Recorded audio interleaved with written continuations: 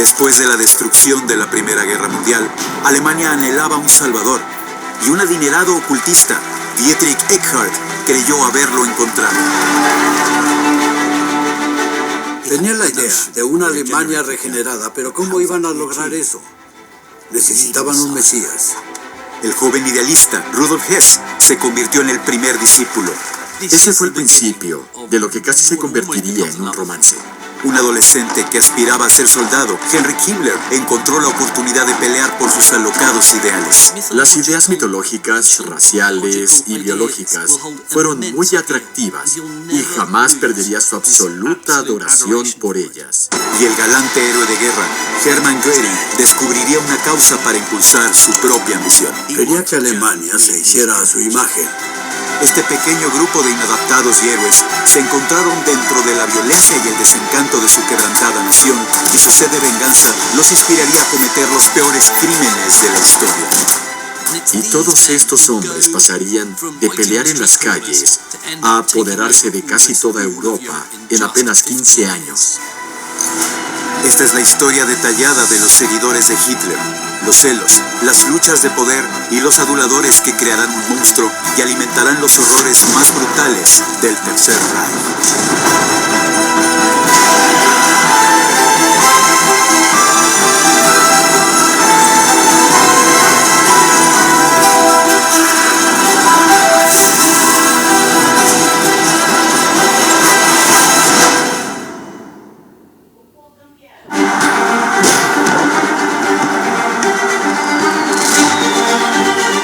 La historia del círculo de allegados de Hitler comienza en los últimos días de la Primera Guerra Mundial. En un campo de aviación al este de Francia, el escuadrón alemán más famoso de la historia, el circo volador de Richthofen, esperaba su próxima misión. 7 meses antes, perdieron a su legendario líder, Manfred von Richthofen, el Barón Rojo.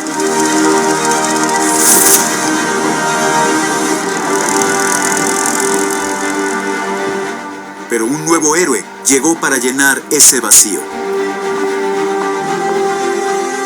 Un experto piloto de combate llamado Hermann Göring. Göring era un héroe nacional. En la Primera Guerra Mundial fue un soldado de infantería muy valiente y después se hizo piloto, y fue un excelente piloto. Derribó 22 aviones. Y por eso ganó merecidamente el honor más grande de Alemania, la medalla Max Azul.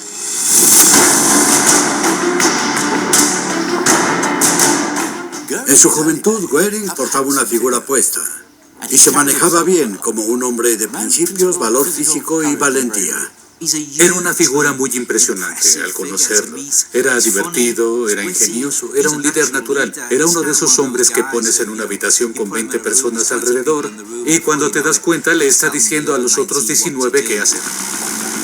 Pero Göring enfrentaba una crisis. Se extendían los rumores de que el emperador alemán estaba a punto de tirar la toalla. Pero Göring era desafiante. La guerra quizás iba mal y su escuadrón estaba a la mitad, pero no se iba a rendir.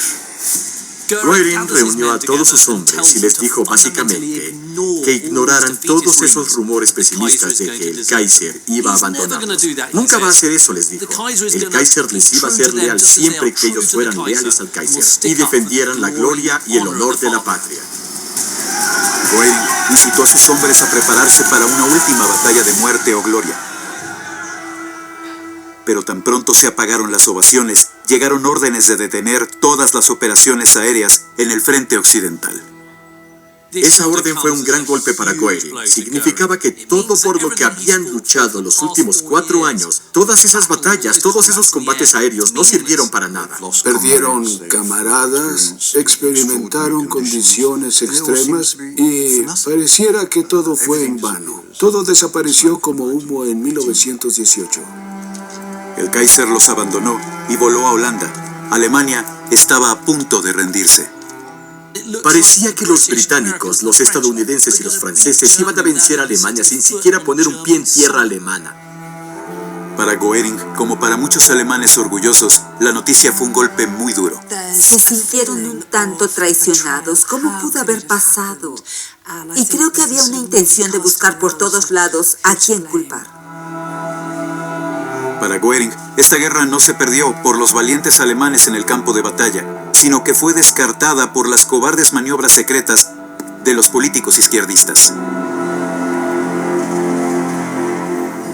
Eso fue el comienzo para Goering, como para varios millones de alemanes. Esa sensación de haber sido apuñalados por la espalda.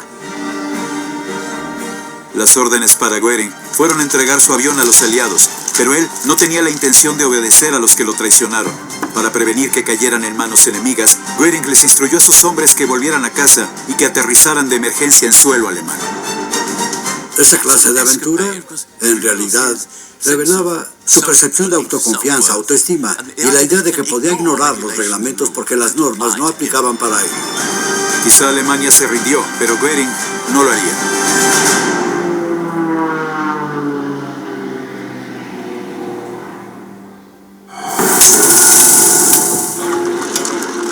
Aunque la Alemania a la que Goering regresó era una nación en crisis. Había un caos total en el país cuando el ejército alemán regresó. Millones de personas estaban desempleadas. Había un descontento político, pero también económico. La pobreza y la hambruna estaban en todas partes. El orden público se derrumbó y una revolución socialista se extendía por todo el país. Los intelectuales alemanes estaban profundamente divididos entre la extrema izquierda y la extrema derecha. Y al sur de Alemania, la capital bávara de Múnich era un hervidero de esas posturas extremistas. Entre la élite de derecha más directa de la ciudad, había un poeta y dramaturgo bávaro de 50 años llamado Dietrich Eckart. Dietrich Eckart no es una figura que muchas personas asociarían con el movimiento nazi actualmente, pero de hecho es una de las figuras más importantes dentro de él, y fue quien puso en movimiento toda la fuerza política. A Eckart se le conocía por beber mucho, pero al haberse hecho un nombre y una fortuna como dramaturgo antes de la guerra, también era rico y tenía buenos contactos. Era un individuo culto, era un conocido poeta, era capaz de articular sus ideas razonablemente bien. Pero esas ideas eran de extrema derecha, y acorde con la época, su periódico, Aufgut Deutsch, o en buen alemán, era un documento furiosamente racista que atacaba a los judíos. Eckart también tenía conexiones con un hermético grupo ocultista de derecha conocido como la Sociedad Thule. La sociedad Thule en realidad era un grupo de personas muy chifladas. Una de las cosas en las que creían era en la Atlántida. Había una raza de personas llamados los arios que eran casi superhumanos en belleza y fuerza y todos venían de la Atlántida.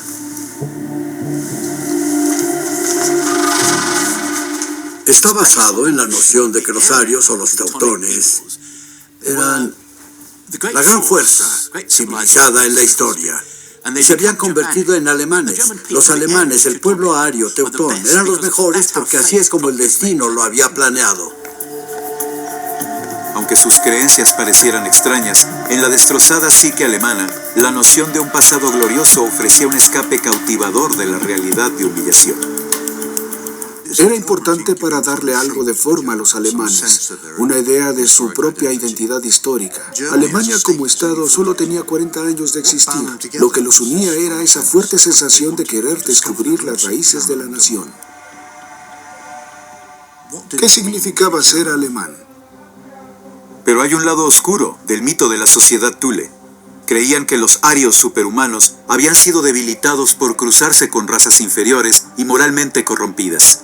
Ahora, esas razas inferiores tenían el control y el caos que Eckart veía en Alemania era el resultado.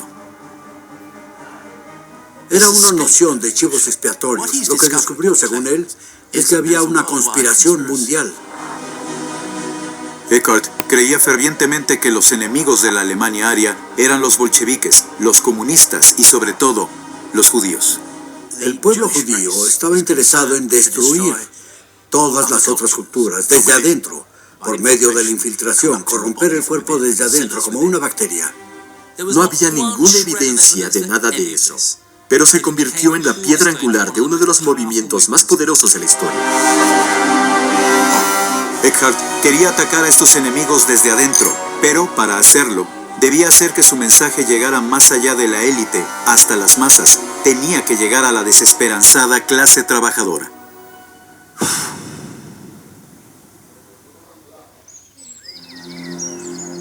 Mientras tanto, con su escuadrón disuelto, Hermann Göring regresó a Múnich. Salió de la guerra como figura heroica a los ojos de muchos, pero con una sensación abrasadora de resentimiento, ira, frustración, de que Alemania, después de ese gran esfuerzo, ese sufrimiento que debió haber conducido a una victoria heroica, en realidad terminó en una derrota muy humillante. Y Göring prueba la humillación directamente. La violencia en las calles se extendía y los exoficiales militares, como Göring, estaban en la cima de la lista de blancos del grupo socialista. Fue atacado por criminales que trataron de arrancar la insignia militar de su uniforme. No fue la golpiza física, sino la flagrante falta de respeto hacia el uniforme lo que lo marcaría para siempre. El rencor de Göring se magnificó por completo por el hecho de que su uniforme y todas las medallas que había ganado ya no eran marcas o un tótem de respeto. Eso debía haber sido incomprensible. No hubiera podido pasar unos meses antes, y sin embargo pasó. ¿Qué clase de bienvenida fue esa para alguien como Göring? Sin poder encontrar trabajo en Múnich, el experto piloto de combate se rebajó a ganarse la vida como piloto acrobático itinerante. A principios de 1919, escapó del alboroto y se fue de Alemania. Esa compulsión de escapar del caos se convertiría en un distintivo en su carrera futura.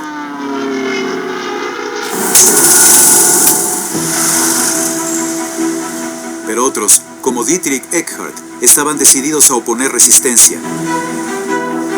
A principios de 1919, Eckhardt y los ocultistas de la Sociedad Thule introdujeron su plan para difundir su mensaje de derecha. Formaron un incipiente grupo político, el Partido Obrero Alemán. Fue solo una de las muchas facciones que surgieron y se reunían en cervecerías y sótanos de Múnich. Durante la década de los 20, esas cervecerías fueron como microcosmos de la agitación política. El partido al principio no era nada especial, no era único. En ese momento era solo uno de esos grupos nocivos, viles, febriles, antisemitas, y eran muy escandalosos, pero nadie los tomaba particularmente en serio. Pero la humillación de Alemania no estaba por terminar.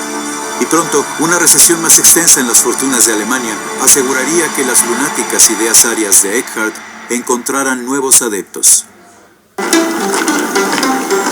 En el verano de 1919, los aliados victoriosos se reunieron en París y el 28 de junio firmaron con Alemania un documento crucial, el Tratado de Versalles. Hubo una celebración masiva en toda Europa, pero para Alemania el tratado era desastroso. Exigía compensación y venganza por la Primera Guerra Mundial. Nadie anticipaba realmente cuánto iba a sufrir el pueblo alemán debido a las restricciones del Tratado de Versalles. Alemania fue multada con más de 260.000 millones de marcos de oro, el equivalente a 860.000 millones de dólares actuales. Los aliados se apoderaron de un quinto de su industria y Alemania fue despojada de todas sus colonias en el extranjero. Mientras, en Europa, se vieron obligados a renunciar al 13% del territorio alemán y entregarlo a países vecinos. Casi 7 millones de alemanes perdieron la ciudadanía y fueron forzados a ser parte de naciones como Polonia o Checoslovaquia. Los nacionalistas como Dietrich Eckhardt simplemente no podían aceptar que Alemania fuera tratada así, que de algún modo eso era un enorme ejemplo de vergüenza nacional. La antigua Alemania de Eckhardt, la potencia industrial en ascenso de Europa, estaba mutilada. En agosto de 1919, un nuevo gobierno democrático, la República de Weimar, tomó forma. Fue diseñado para reemplazar el gobierno autocrático del Kaiser y sus generales, pero para Eckhardt era débil y estaba dominado por judíos y políticos liberales.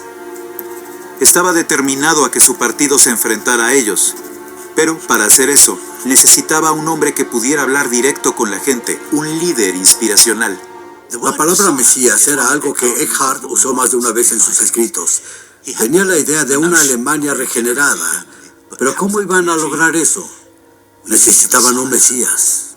Tradicionalmente, los líderes habían sido personas con un linaje, pero en ese tiempo había un anhelo público de un tipo totalmente nuevo de líder político, que no podía ser alguien que ya fuera figura establecida. Eckhart escribió un poema muy notorio en 1918 en el que describe una figura llamada el Innominado, o el Grande, que era un soldado alemán común, con ojos flameantes, que llegaría a salvar al pueblo alemán.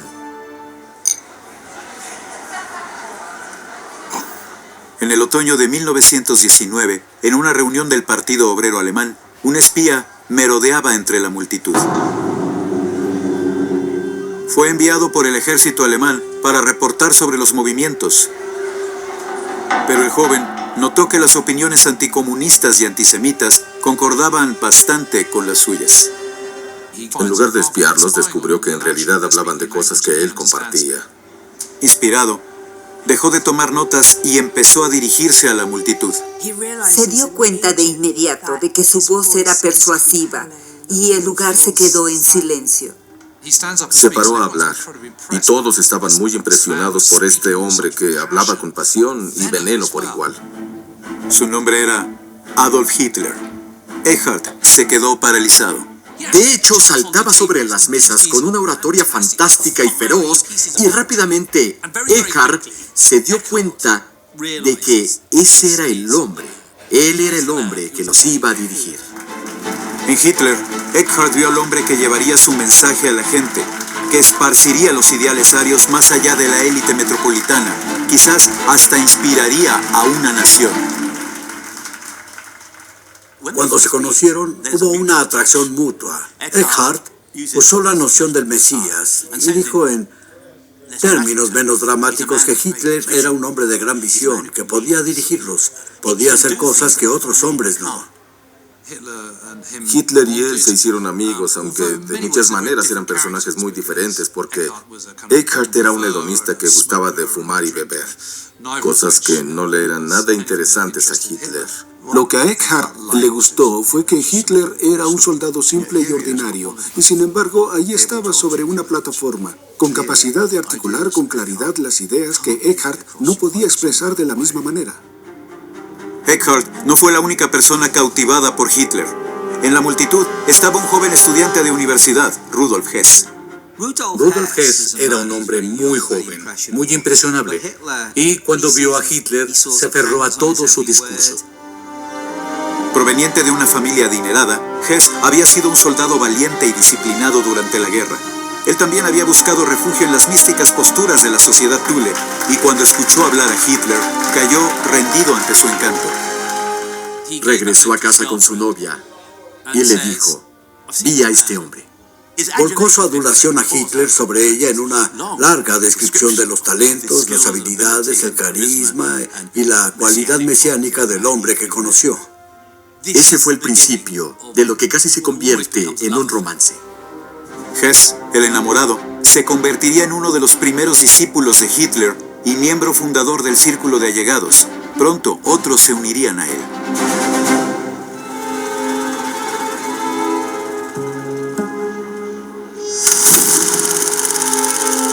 Entre ellos estaba el problemático hijo de 19 años de un maestro. Su nombre era Heinrich Himmler. Himmler había cumplido 18 años en los días finales de la Primera Guerra Mundial y estaba desesperado por probarse como soldado, pero era demasiado tarde. Una de las mayores frustraciones de Heinrich Himmler fue que era demasiado joven para servir en la guerra. Eso fue una frustración inmensa para él. Así que tenía una ambición militar un tanto acumulada. Himmler, un ávido escritor de diarios y coleccionista de estampillas, había sido un niño enfermizo. Himmler era un joven muy torpe. No era particularmente sociable, creo que podría decirse que estaba reprimido sexualmente. Tenía un profundo complejo de inferioridad que compensaba siendo muy agresivo y muy destructivo en su acercamiento con la gente. El padre de Himmler se esforzaba por alejarlo de los problemas y lo inscribió en la Universidad de Múnich para estudiar agricultura.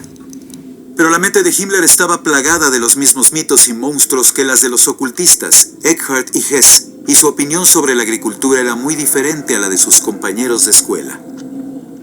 Himmler era una figura misteriosa de muchas maneras. Amaba el misterio, amaba lo oculto, amaba las leyendas. Una de las ideas con las que Himmler se obsesionó fue con la noción de Blut und Boden, sangre y campo. La sociedad alemana regresaría a sus raíces volkisch-folclóricas y así crearía una economía agricultora y también se convertirían en una raza aria pura y biológica, y al hacerlo, Alemania se fortalecería mucho y podría crear un imperio. Para un joven como Himmler, ese tipo de ideas casi mitológicas, raciales y biológicas fueron muy atractivas y jamás perdería su absoluta adoración por ellas. Y pronto, este aspirante a soldado conocería al hombre que iba a hacer su sueño realidad y le daría a Himmler la oportunidad de pelear por sus alocados ideales. En ese momento, ese hombre estaba lejos de ser el producto final. Aunque Eckhart creía que Hitler era el redentor profetizado, reconoció que el joven agitador era un diamante en bruto que requería pulirse con cuidado. Eckhart, de cierta forma, se convirtió en el mentor, por decir, de Hitler. Eckhart básicamente vistió a Hitler para que se viera respetable. Le puso corbata, camisa, un traje formal y una gabardina. Y después lo llevó a pavonearse con varios patrocinadores adinerados y dijo: miren, este es el hombre que algún día va a liberar a Alemania y va a dirigirnos. Pero a Eckhart frecuentemente le costaba trabajo pulir el diamante en bruto. Sí, podías ponerle un traje, una corbata y peinarlo bien, pero en realidad cuando estaba en fiestas sofisticadas, empezaba a despotricar sin pensar en contra de los judíos, lo que conmocionaba a las mujeres mayores, y también se llenaba la boca de comida porque obviamente tenía mucha hambre y era muy pobre, pero en realidad no tenía modales en absoluto. Pero gradualmente, Eckhart refinió la ética de Hitler, y los dos hombres, con una diferencia de edad de no más de 20 años, se hicieron cercanos. La relación no era de alumno y maestro, quizá de padre e hijo. Había un sentimiento fraternal entre ellos. Con Hitler instalado como el líder de la propaganda del partido, los dos hombres comenzaron a trabajar en la refinación de las teorías y creencias del movimiento. Juntos, eran un equipo formidable. Hitler y Eckhart se complementaban a la perfección. Aunque Eckhart no era para nada un buen orador, era muy buen escritor y muy buen teórico. Y Hitler, por otro lado, era muy disperso y no podía escribir muy bien. De hecho, lo que Eckhart hacía era tomar las palabras de Hitler, pulirlas, ordenarlas, regresárselas, y entonces Hitler podía decirlas y comunicarlas con esa fantástica y poderosa oratoria que impresionaba audiencias. Funcionaba a la perfección. Los nazis prometían recuperar la tierra robada por el Tratado de Versalles y poner fin a los gigantescos pagos que los aliados exigían. Lo genial de esto era que eran muy simples, eran muy fáciles de recordar, por lo tanto atraían mucha atención política. Eckhart les dio su grito de guerra: Deutschland erwache, Alemania despierta, y el partido también adoptó un nuevo emblema que la sociedad Thule creía que tenía un origen ario antiguo: la esvástica. Y el movimiento fue renombrado como el Partido Nacional Socialista Obrero Alemán. El partido nazi estaba vivo. El movimiento ganaba impulso lentamente, y hombres poderosos empezaban a notarlo. Hombres como el capitán Ernst Röhm. Para los nazis, Röhm, un oficial activo del ejército alemán, podía ser un recurso clave. Tenía acceso a militares y armas. Röhm era un soldado muy condecorado de la Primera Guerra Mundial. Había ganado numerosos reconocimientos por su valentía. Amaba la guerra, amaba el ejército, amaba el combate, amaba el conflicto. Creía que solo podías lograr fines con medios violentos. Pero, debido al Tratado de Versalles, el amado ejército de Röhm se redujo a solo 100.000 hombres, y los aliados incautaban y destruían sus equipos. El ejército escogió a Röhm para establecer en secreto grupos paramilitares no oficiales y almacenar armas. Röhm construyó una formidable base de poder. Era contrabandista de armas y eso le dio el apodo del rey de la ametralladora. Y Röhm usaba el miedo y la violencia para cumplir su labor. Fue un personaje muy desagradable, era un abusivo, un rufián y también era adicto al poder y a la autoridad. Röhm inevitablemente se sintió atraído por el mensaje nazi y su carismático portavoz nuevo, pero su relación con Hitler no era un romance. Para él, Hitler era el medio para sus propios fines. Recuerden, era un oficial, un capitán, así que se sentía superior a Hitler y pensaba que Hitler debía seguir sus órdenes. En sus inicios, el partido nazi no consideraba a Hitler como su líder, sino como su portavoz. Era un hombre que podía preparar el apoyo. Y para alguien como Röhm, que ya era una figura muy poderosa en sí, esto le parecía perfecto.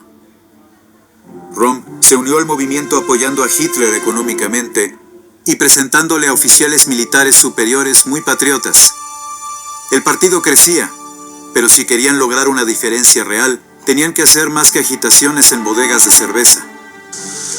En diciembre de 1920, Eckhardt y Röhm vieron una oportunidad para llevar el mensaje nazi a las calles. Recaudaron fondos para comprar el periódico semanal en quiebra de la Sociedad Thule.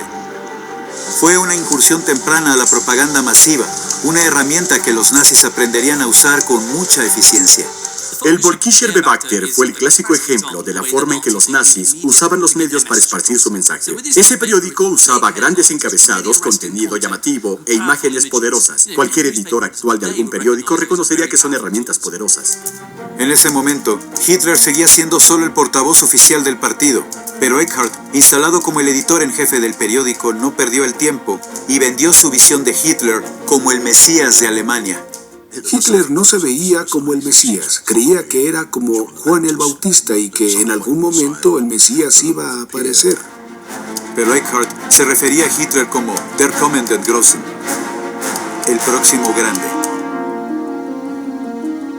atribuyéndole los poderes místicos de un cacique mitológico, Ario Teutón. Capturaba la imaginación de sus lectores, pero también alimentaba el ego de Hitler. Empezó a percatarse, impulsado por hombres como Eckhardt, de que podría ser la persona que salvaría a Alemania. Hitler en serio empezó a ver en él mismo a alguien que casi tenía poderes divinos.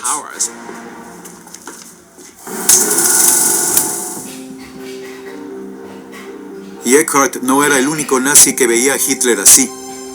El ahora devoto Rudolf Hess se ofreció a cumplir las órdenes de Hitler. Hess fue uno de esos individuos en el movimiento que podríamos definir como adulador. Tenía la necesidad de admirar y respetar, de venerar. Hitler parecía ser un poco frío, por eso no hizo que Hess cambiara de opinión. Lo hizo aún más atractivo, el misterio tal vez. Hess estaba casi enamorado de Hitler. Estaba fascinado con él. Era como un cachorro, era afectuoso. Se dio cuenta de que siempre iba a vivir a la sombra de ese hombre y quería vivir a la sombra de ese hombre. Poco después del artículo de Eckhardt, Hess comenzó a dirigirse a Hitler como el líder, Der Führer. El Führer de Hess estaba a punto de transformarse.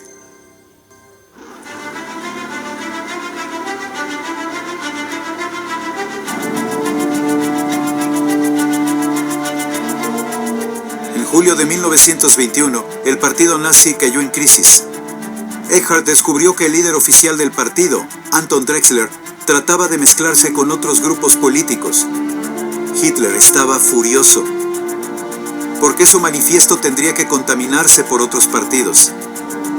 De inmediato renunció.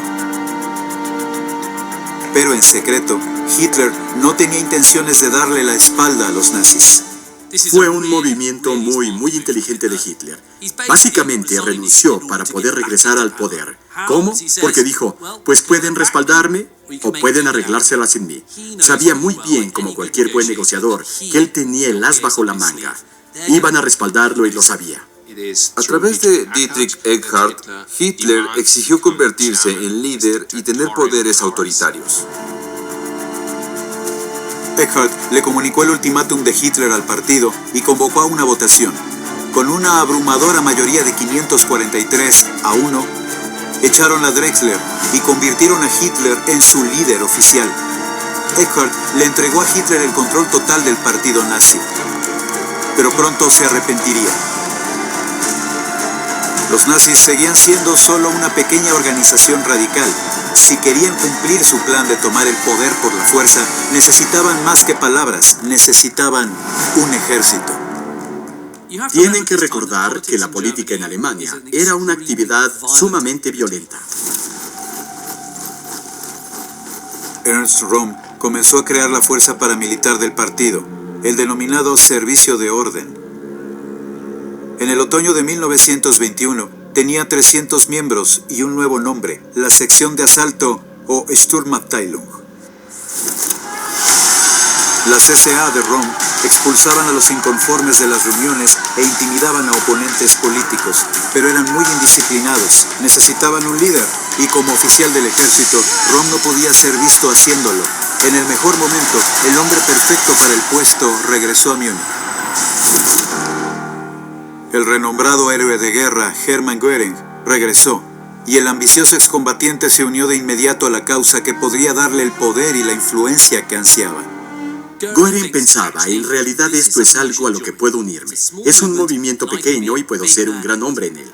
Göring no estaba convencido de todas las políticas extremistas de Hitler, pero estaba dispuesto a dejar a un lado cualquier objeción moral por su poder personal y reconocimiento. Vio en el nazismo un medio para lograr ascenso personal. Estaba cuidando sus propios intereses. Quería que Alemania fuera a su imagen.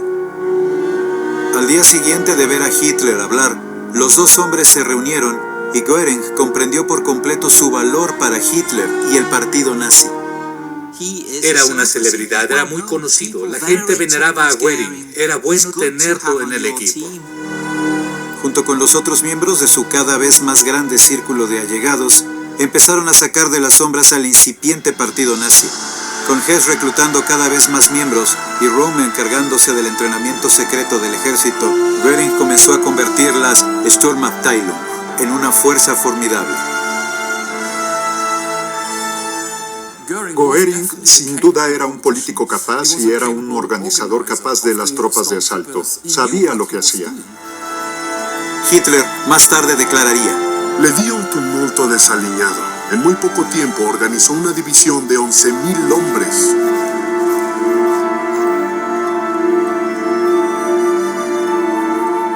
Pero mientras las estrellas Göring, Röhm y Hess iban en ascenso, Dietrich Eckhardt se percataba de que estaba siendo expulsado poco a poco del círculo de Hitler.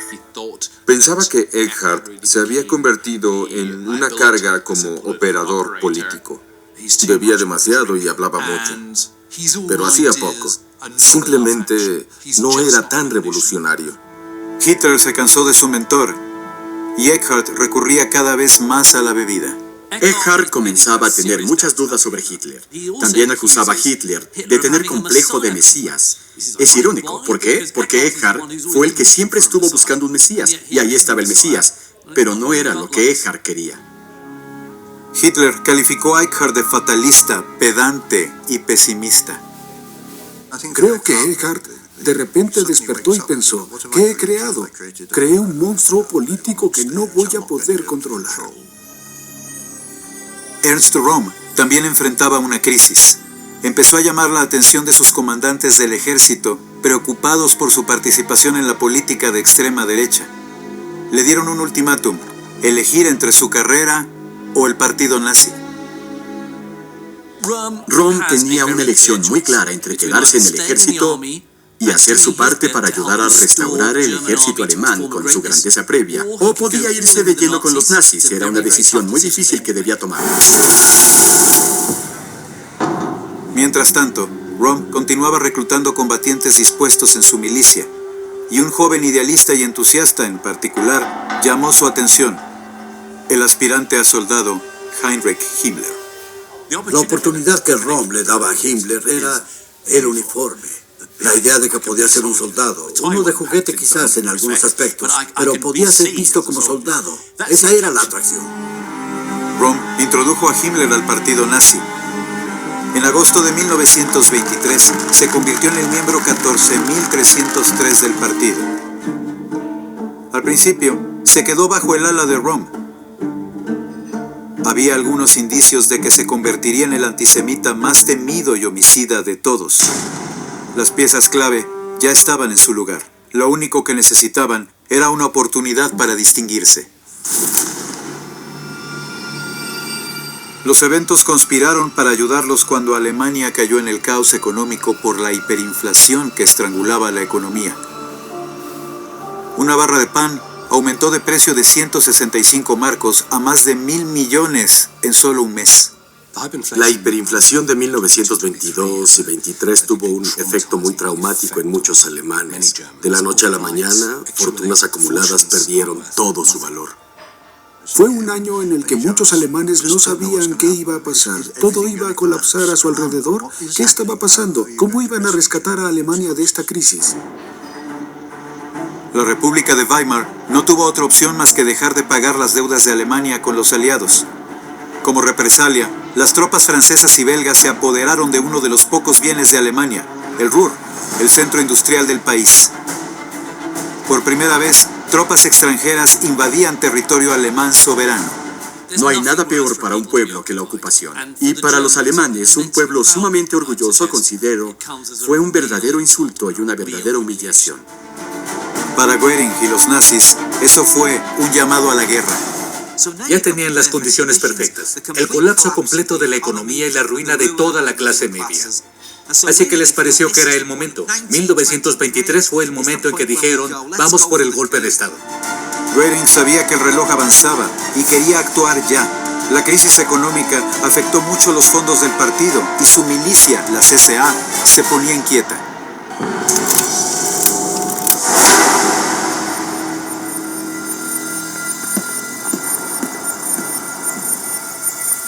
Para Röhm era el momento de la decisión. Eligió renunciar al ejército y apostar todo a un exitoso golpe de Estado nazi. Röhm alentó a Hitler insistiendo con que la mayoría del ejército los apoyaba y no iban a interponerse. Era un acuerdo, era el momento de tomar el poder, pero ¿cómo? La inspiración vino del extranjero.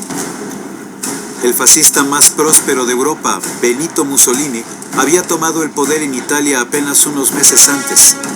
Adquirió un enorme apoyo popular y marchó hacia Roma con su milicia de 30.000 efectivos. Goering dijo, así es como funciona. No esperen el apoyo electoral, no esperen apoyo masivo de la gente. Tomen el poder ahora, como lo hizo Mussolini, y después lo justifican. El plan era tomar Baviera primero, antes de marchar hacia el gobierno nacional en Berlín.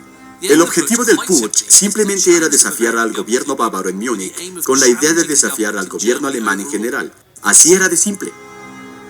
Baviera estaba en las manos de 3 personas, el jefe de la policía, el del ejército y el primer ministro Gustav von Kahr. Si lograban el apoyo de esos 3 hombres, tendrían el respaldo del ejército y la policía. Pero había un problema. A diferencia de Mussolini, Hitler aún era un desconocido fuera de Múnich. Para tener una oportunidad de éxito, necesitaban un representante temporal con atractivo nacional. Se acercaron al general Erich Ludendorff, héroe del derecho alemán y uno de los mejores comandantes de la Primera Guerra Mundial. Ludendorff era el modelo exacto de un general prusiano, y de hecho era una figura sumamente respetada entre el pueblo alemán.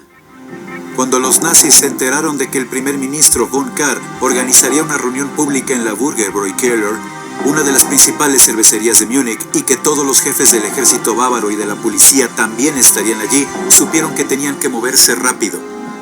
Cuando se enteraron de eso, los nazis temieron que von Kahr fuera a robarles la delantera. Se mostraron muy sospechosos de que von Kahr fuera a declarar la independencia bávara de Alemania. Y los nazis no querían eso, en absoluto. Pensaron, de acuerdo, debemos actuar rápido. Tenemos que hacerlo ahora. De inmediato, Goering movilizó a sus tropas de asalto de la CSA. Él y Hess dirigirían un ataque a la Burgerbräu Keller. Su plan era interceptar la reunión y capturar a los 3 personajes de una sola vez. Cuando estuvieran asegurados, las unidades de la CCA, incluyendo la de Röhm y Himmler, tomarían el control de los edificios clave del ejército y la policía en la ciudad. Esperaron la llamada para actuar. Para Goering, era el momento que había estado esperando. Se puso su mejor ropa, todo su uniforme militar, con la Max azul. Era un momento de oro para él. Era la oportunidad de reivindicar su aspecto militar. Goering en ese momento pensaba en grande.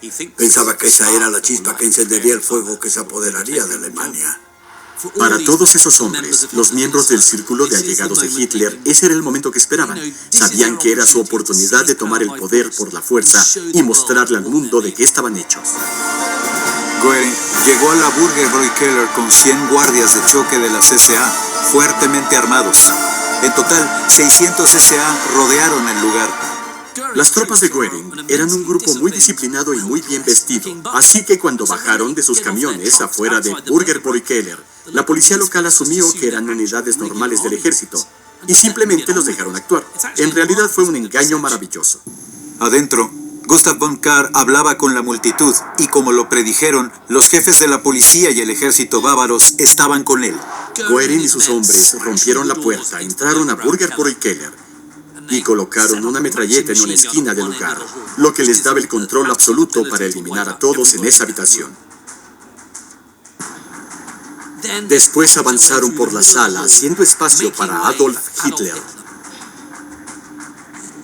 Hitler avanzó con las SA y tomaron el control. Hizo un disparo hacia el techo y el yeso y la madera cayeron sobre ellos. Hitler declaró que se desencadenó la Revolución Nacional Socialista. Ataron a los 3 en la habitación contigua y comenzaron sus negociaciones. Hitler trató de convencer a los 3 líderes de que se unieran al golpe de Estado, pero ellos se negaron. Von Kahr y los otros 2 simplemente no iban a hacerlo. No iban a decirle a Hitler, te apoyamos, vamos a respaldarte. Hitler necesitaba con desesperación el poder persuasivo de su representante Ludendorff, pero no llegaba.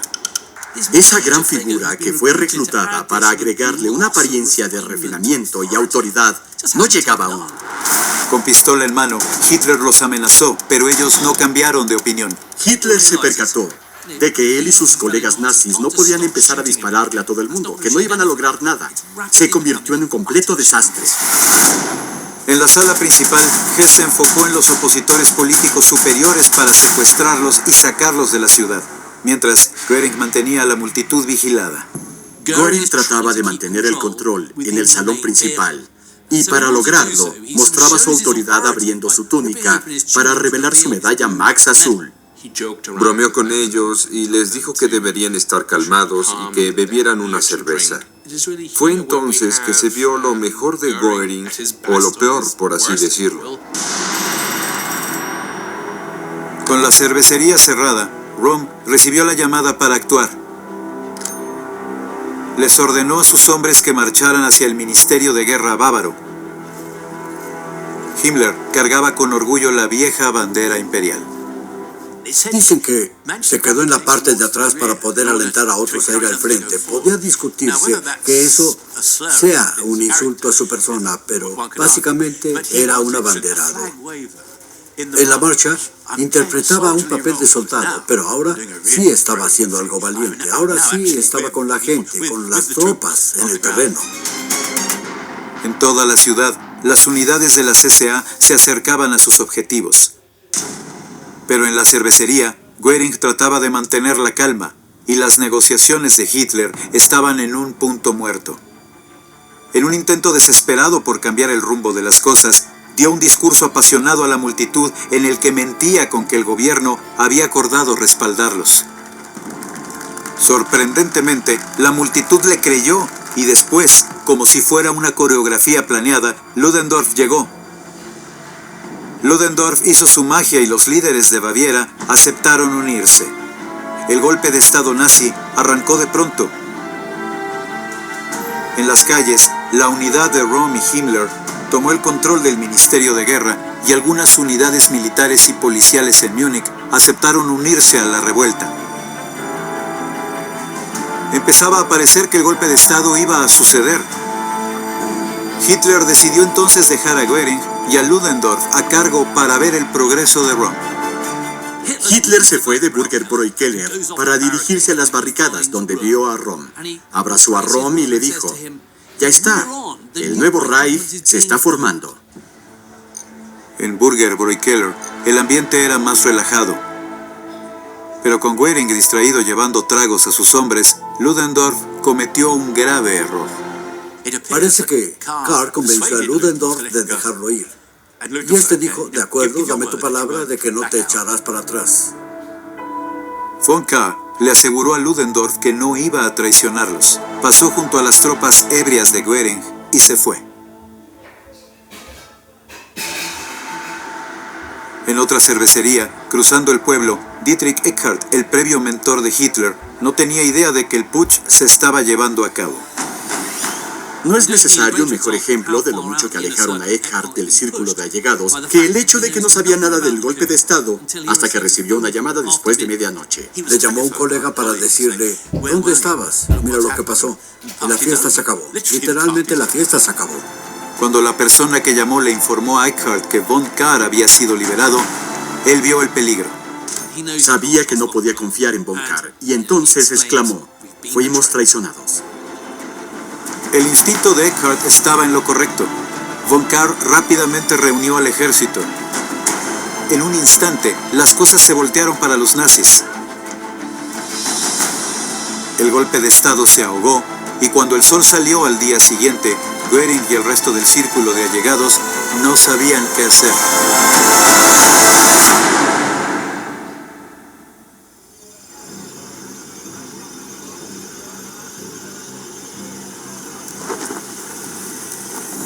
Esa mañana, Eckhart se dirigió a las oficinas centrales del partido nazi. Las tropas SA cantaban su frase: «Alemania despierta», pero Eckhart, el hombre que ayudó a iniciar todo, había sido completamente excluido del golpe de Estado. Entonces, su antiguo protegido llegó.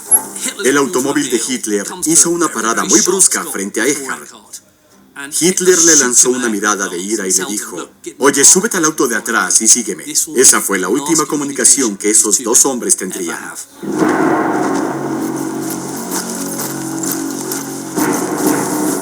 Intentando mantener vivo el golpe de Estado, Ludendorff tomó la iniciativa ahora. Fue Ludendorff quien aprovechó el momento y dijo: ¡vamos a marchar!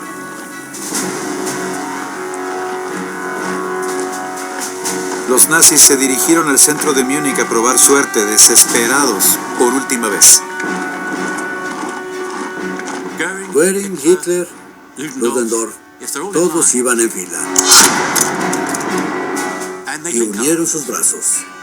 Pero las autoridades los esperaban.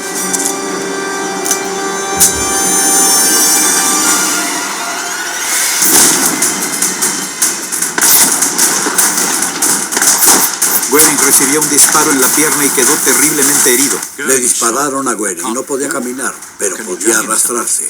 Los atraparon en una calle estrecha. Fue un desastre total. Los nazis fueron derrotados, así que todos tuvieron que irse. En el caos, 16 nazis fueron asesinados y muchos más fueron heridos. Hitler apenas esquivó la muerte. Una bala pasó como a 30 centímetros de Hitler. Si hubiera estado unos centímetros a la derecha, la historia hubiera sido muy diferente.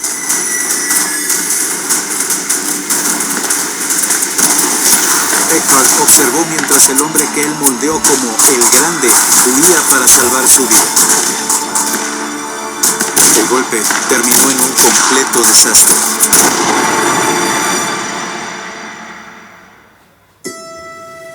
Mal herido, Goering escapó a Austria. Exiliado de su país en la lista negra, sus sueños de gloria se destrozaron. Rudolf Hess también escapó a Austria, mientras Himmler regresó a la casa de su madre sin haber sido suficiente pieza clave como para llamar la atención de las autoridades. Röhm se entregó y fue encarcelado con Hitler. El putsch fue un fracaso total. El círculo de allegados se rompió, su partido se disolvió y el Führer estaba tras las rejas. Nadie hubiera pensado que esas personas iban a regresar al poder para llevar al mundo a una sangrienta guerra.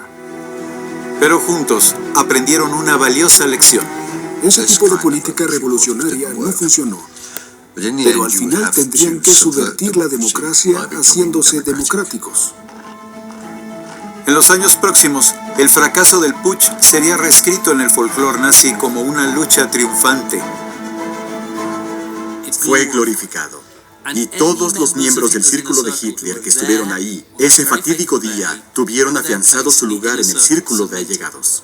El putsch creó un vínculo de sangre entre futuras figuras importantes del Tercer Reich.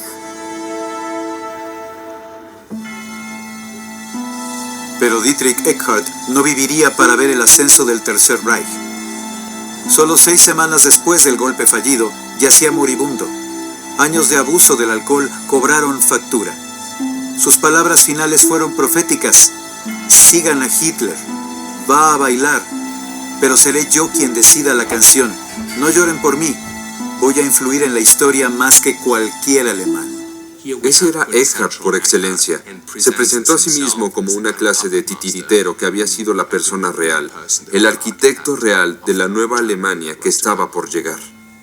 La muerte prematura de Eckhart finalizó ese primer acto dramático en el movimiento nazi, pero el legado se quedó. Eckhart jamás iba a saberlo, pero en público al menos, Hitler siempre lo respetó, casi como un miembro permanente de su círculo de allegados. Le dedicó el primer volumen de Mein Kampf a Eckhart y le llamaba el padre espiritual del nacionalsocialismo.